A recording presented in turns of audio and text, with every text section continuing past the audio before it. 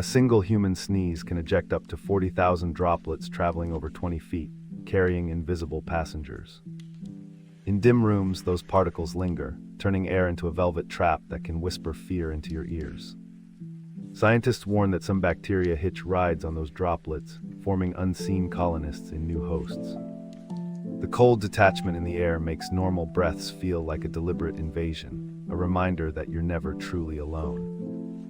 Subconsciously, you learn to mistrust silence after the next sneeze erupts, a ritual of vigilance that never ends.